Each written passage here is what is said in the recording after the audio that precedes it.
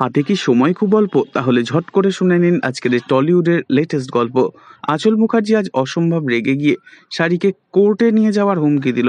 হ্যাঁ বন্ধুরা, আজকের এই টলিউডের লেটেস্ট আপডেটে দেখতে পাওয়া যায় শোলককে দেখিয়ে সার্থকের মা আজ সার্থকের বাবাকে বলছে ও হাঁটবে না। কি বলছো? ওর ঘাড় হাঁটবে।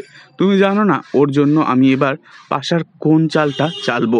যা শুনে ভীষণই চমকে ওঠে শোলক। অন্যদিকে দেখা যায় শাড়ি আঁচল মুখার্জির মুখের ওপর ভীষণই রেগে গিয়ে বলছে, এইটুকু পোশাক আর এইটুকু ব্লাউজ আর এত স্বচ্ছ কতগুলো শাড়ি, না না, এই নকশা আমি কিছুতেই করব না।